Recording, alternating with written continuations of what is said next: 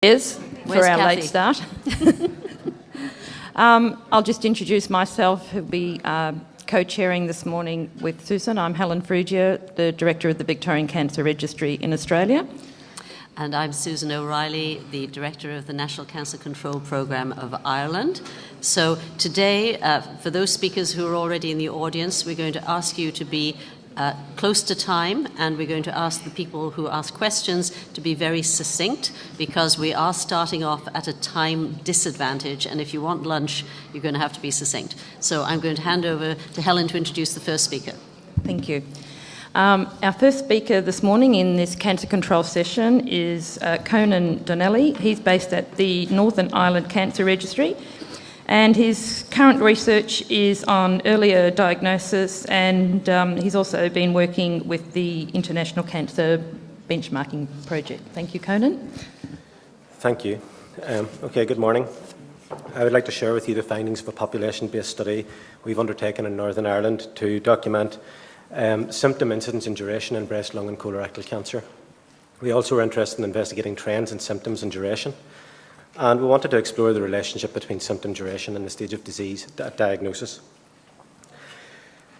So this research is, on this kind of research is important because early clinical detection is going to be a key part of expediting diagnosis to improve outcomes, and that's a key part of the cancer control strategy within the UK. While screening holds a lot of promise in this area, most patients, even in breast cancer, are being detected clinically, with the 70% been detected clinically most recently in the Routes to Diagnosis research. So we need information to inform why, what patients delay, what symptoms are associated with delay, and what we could expect to achieve if in terms of stage shift and improvements in survival if we expedite diagnosis. So this was a retrospective secondary care note review investigating patients diagnosed with breast, lung and colorectal cancer diagnosed in 1996, 2001 and 2006. Data was collected by trained abstractors in the Northern Ireland Cancer Registry, and information was collected from first symptoms right through to disease outcomes on patient disease and clinical factors. There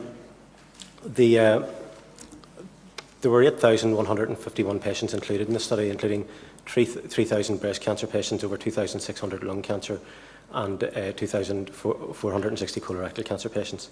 We excluded anal cancers from the study, we excluded DCOs, and we had to exclude over 560 records with very incomplete information. In terms of data completeness, breast and colorectal had over 90% completion of staging, and lung cancer at 71%. Symptom duration, where a symptom was present, was available in about 85% of patients with hemoptysis. It varied across all the symptoms. So it was most complete for hemoptysis. It was least complete for superior vena cava obstruction and lung cancer at only 29%. So on to breast cancer. This chart presents the proportion of breast cancer patients with a range of symptoms presented along the top. Who were diagnosed in 1996 in blue, in 2001 in green, and 2006 in yellow. And we can see that breast lump is the most common symptom in over 65% of patients, with other symptoms present in less than 20% of patients, including nipple discharge, skin changes, deformity, and abscesses, less than 5%. We can see that there's a decrease over time in the number of patients with a breast lump, and that's due to the fact that screened patients are included in this particular slide.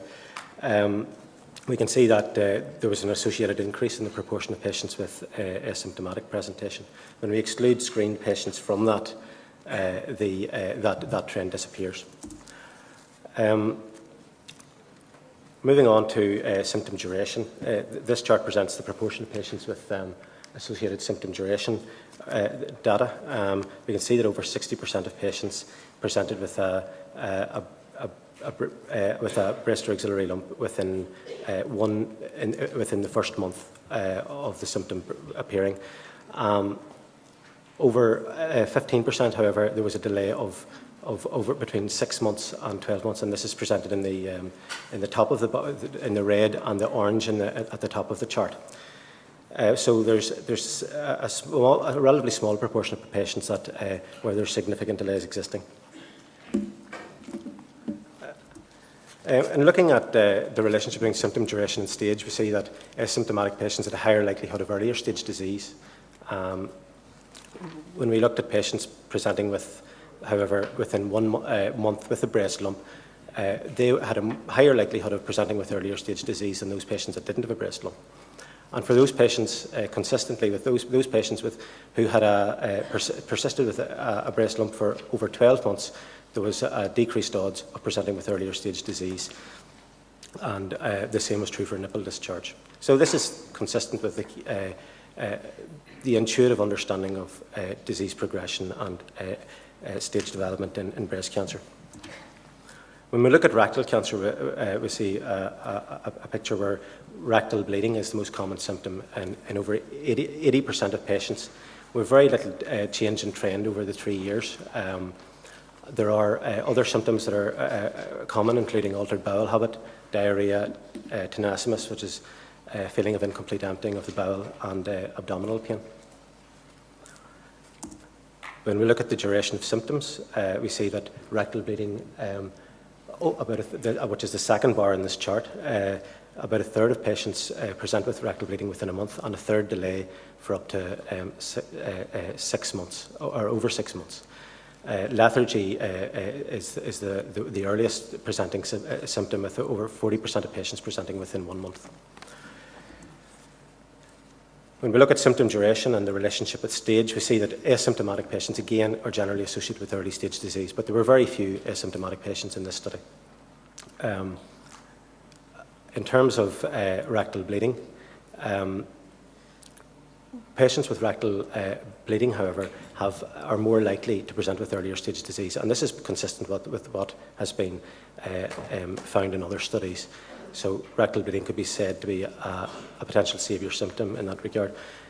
We'll get a counterintuitive relationship when we look at the duration of symptoms with stage, and we can see this from that there's a gradient of increasing likelihood of earlier stage disease as symptom duration gets longer. Now, we adjusted for tumour grade in this analysis as an indication perhaps of disease aggressiveness, but we still see this relationship persisting, and that perhaps it requires a further investigation. Moving on to lung cancer, symptom incidence in lung cancer, we can see that coughing and breathlessness are the two most common symptoms. There's been little change in the incidence of these symptoms over time. Most patients that present with that are diagnosed with lung cancer have had a history of other comorbid diseases like COPD and cardiovascular disease, so the diagnostic value of these symptoms perhaps is limited. The more specific symptoms like hemoptysis is present only in a quarter of patients that were diagnosed, and other symptoms such as altered neural status and superior vena cava obstruction are even less common. We do see a decrease in the proportion of patients that present with unresolved pneumonia, although it was quite low to begin with. We can see on the right of the chart here, on the third set of bars from the right-hand side, we can see a reduction in unresolved pneumonia. So that's possibly an indication of better clinical management of patients. In terms of symptom duration in lung cancer, we can see that the symptoms that have the longest duration tend to be the most common symptoms, with coughing and breathlessness. Up to 30% of patients are delaying, there's a delay of up to 6 months at the point of referral, while the more acute symptoms, such as superior vena cava obstruction and altered neural status, people present very quickly with and are referred quickly with. For hemoptysis, 70% of people are referred within 1 month. Looking at the relationship with stage, we see that, again, asymptomatic patients have a higher likelihood of earlier stage at diagnosis. Short duration of symptoms, however, is associated with with later stage disease, and that's true for breathlessness, pain and weight loss.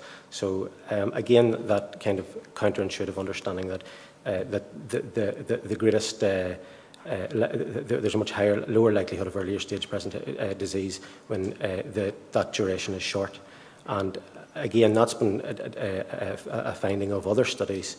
And again, while we adjusted for tumour grade in this, perhaps we need better indications of tumour aggressiveness and better disease markers. So there are a couple of limitations here in this study. Firstly, we were unable to measure the predictive value of symptoms. It wasn't an intention of the study. There's been some really good work that's been done, for example, in the CAPER studies, William Hamilton in the University of Exeter, where they've investigated the predictive value of symptoms for lung and colorectal cancer and a range of other cancers.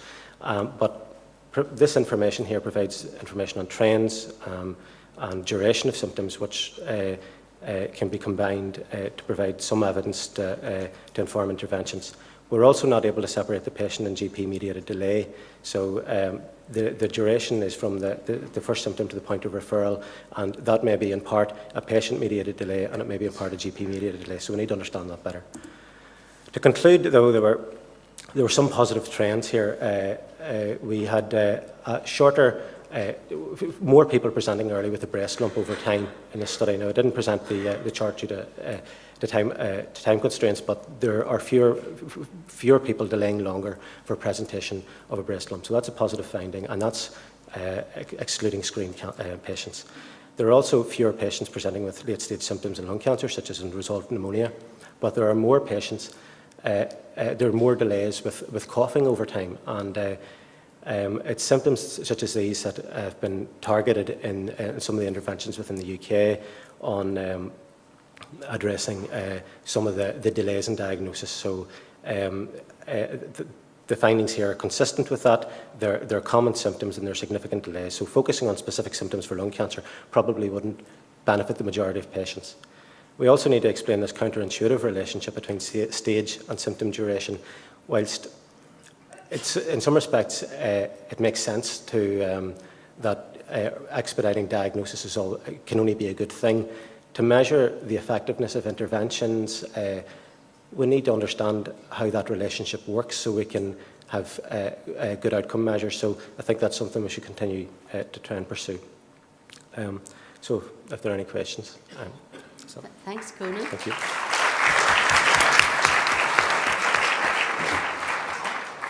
Questions? Where's the speakerphone? Down here. Sorry. Put your hands up again. Conan, in what percentage of patients did you have robust data on date of first symptom for each of the tumour sites? It varied between symptoms. So for the likes of breast lump, it was in about 75%. But not by symptom, by tumour type? When you say by tumour type? Yes. By cancer site? Sorry, that's what I mean, by cancer site. Cancer site. It was lower for lung cancer. We don't have the exact figures here. Right, It was lower for lung cancer. It was higher for breast and rectal cancer. Right, okay, thanks. There's one more question there. Yes, when you presented the results for colorectal cancer, the slide put only rectal cancer. Sorry, I should explain that. I hadn't time to. It's important in this kind of analysis to separate colon and rectal cancer out. We didn't have time to cover both colon and rectal cancer today. Findings for colon cancer, the most common symptoms were abdominal pain. There was a much lower proportion of patients presenting with rectal bleeding. The symptom duration for rectal bleeding in both colon and rectal cancer were quite similar actually. When analysed, it was about 30% of patients were delaying for more than 6 months in both colon and rectal cancer. So the results you presented those charts presented related to rectal cancer only.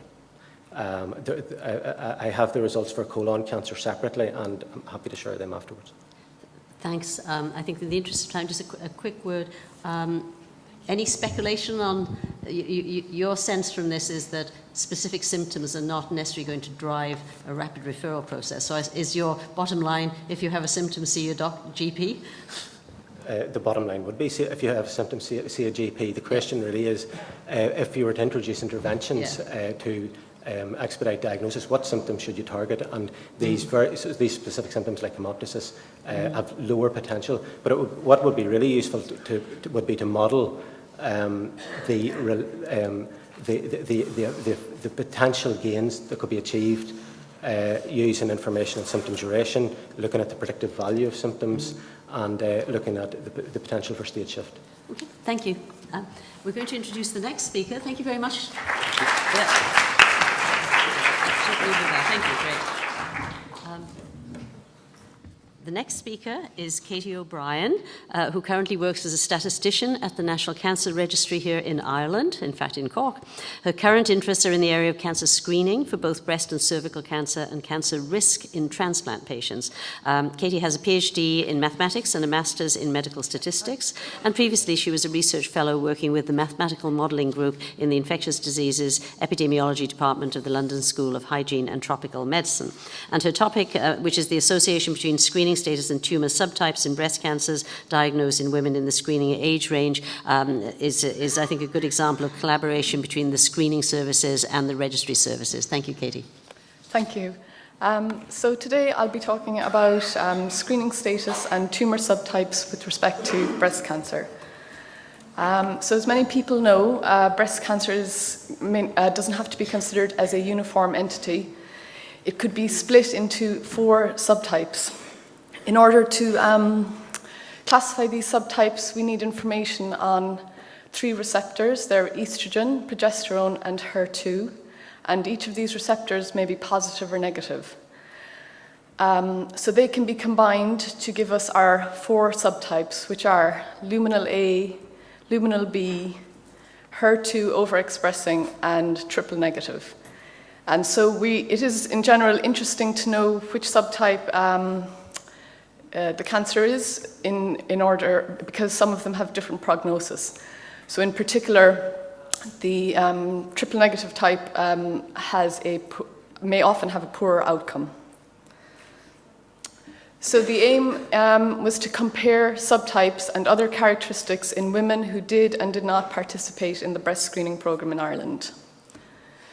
So here in Ireland, we have our national our national screening program, and it screens women every 2 years, and they're in the age group 50 to 64 years.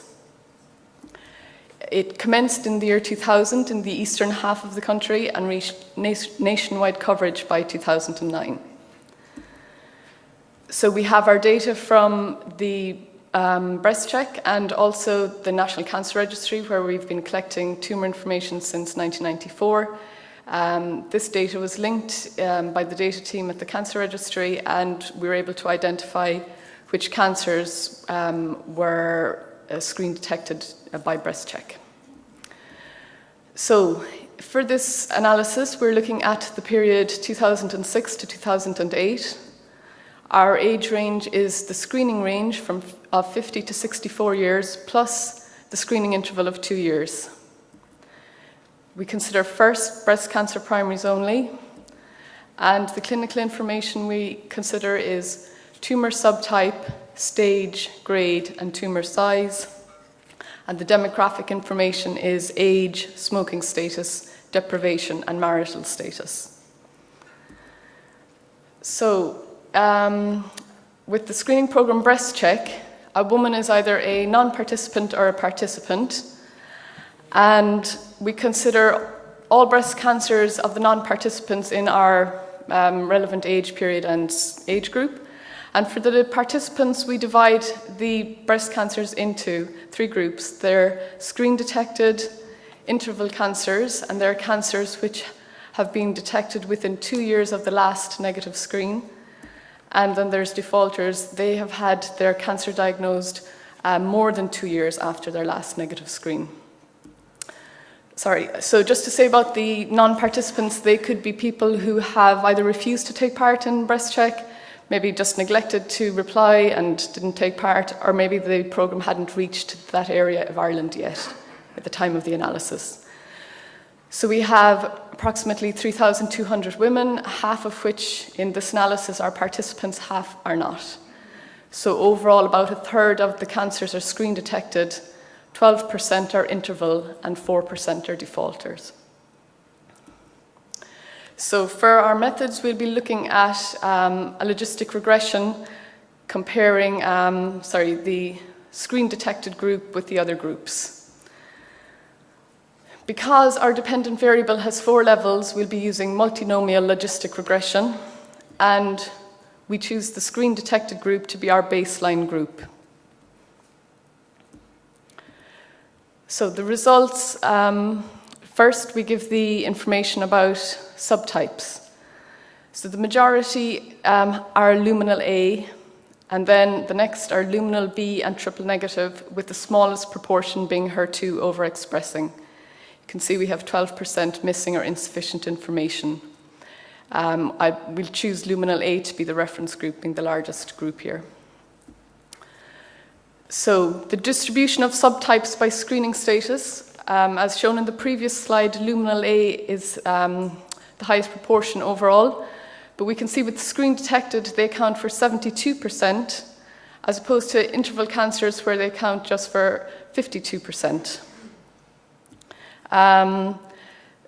When we compare triple negative, which is in the black bar, the screen detected are about 4%, whereas they're about 17% for the interval cancers. The defaulter and non-participant groups fall somewhere in between those. So now we present the odds ratios testing the association between subtypes and screening status. So the odds of being triple negative in the interval group is almost 7 times that in the screen detected group. Similarly, now the odds of being triple negative in the defaulter group is about 3 times that in the screen detected group. And when we look at the non-participant group, we see we have higher odds in the luminal A, HER2, and triple negative group also. So now we're going to do our logistic regression again, but adjusting for the clinical and demographic variables. So I'll just show you some of the associations between the screening status and the clinical variables.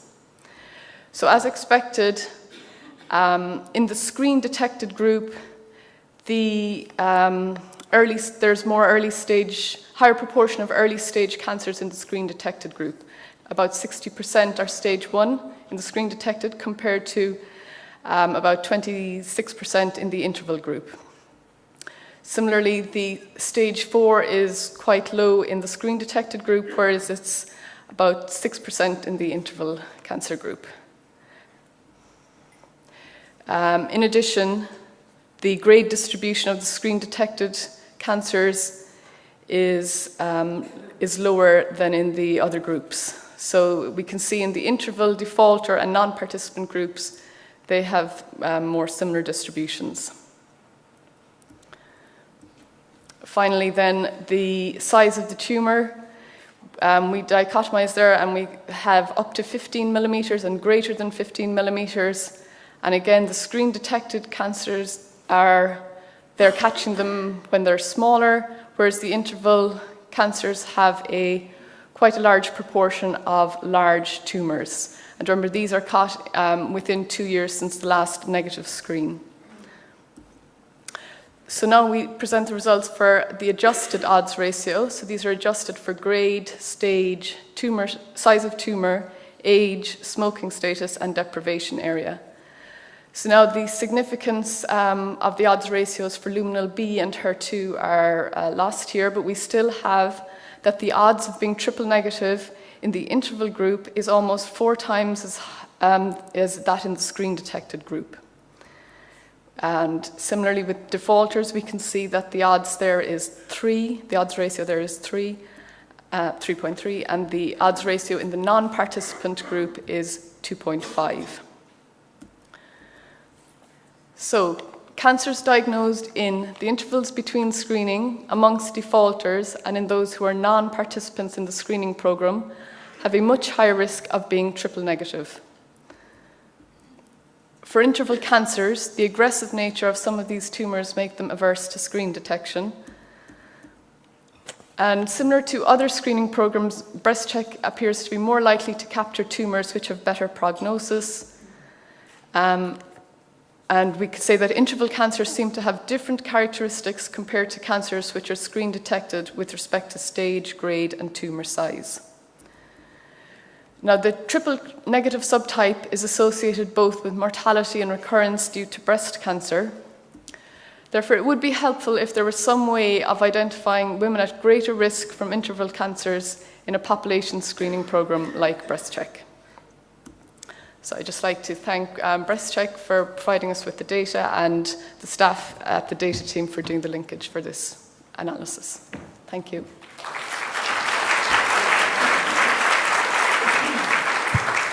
Thank you, Katie. Are there any questions for Katie? Oh, there we go, down the back. Hi, Katie. Thanks for a very interesting presentation, Michelle Coleman. I can understand why triple negative breast cancers might be substantially more common in interval cancers. But can you explain why the excess is almost as great amongst women who haven't participated?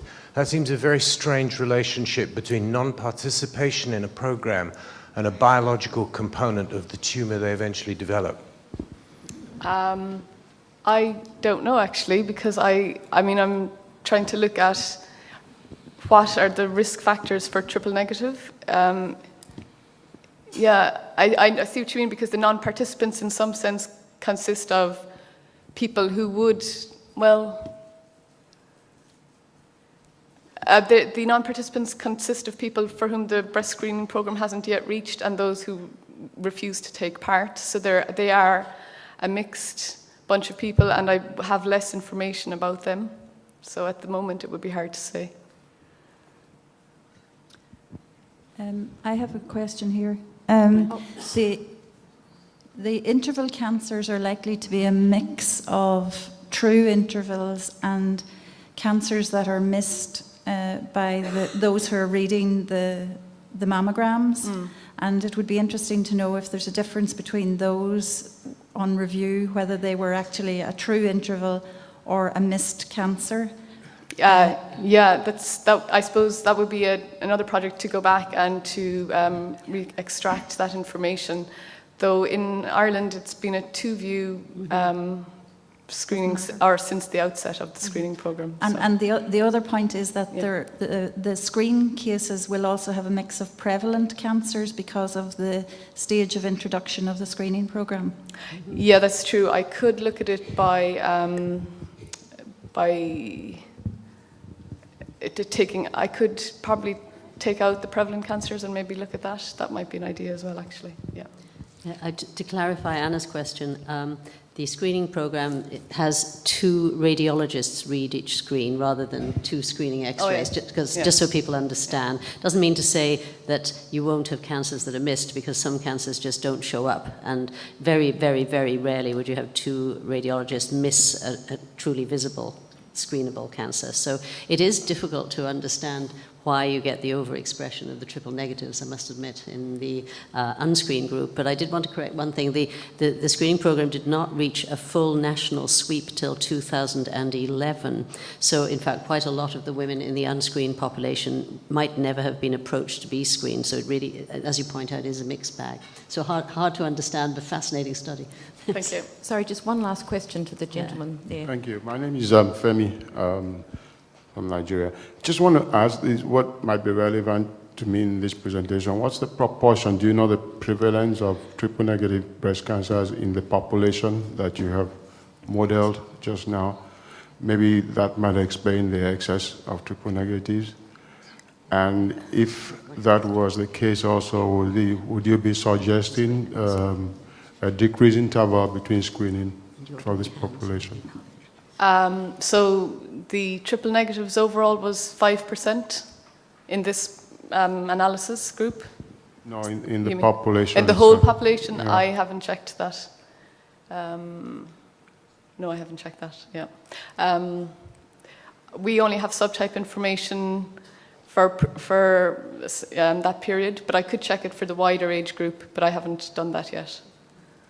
Okay, so would you be suggesting that the screening interval should be reduced? No, I wouldn't, but I wouldn't be, that's not what I would be suggesting from this, no. Thank you. There will be just one last question. This will be the last question possible in. Thank you very much. Just a comment about this relative excess of triple negative in non-participants. It is simply due to the overdiagnosis of luminal A in the participants. Okay. It's not an excess in non-participants. It's an excess of luminal A in participants. Oh yeah, thank you. Thank you. Thank you, Katie.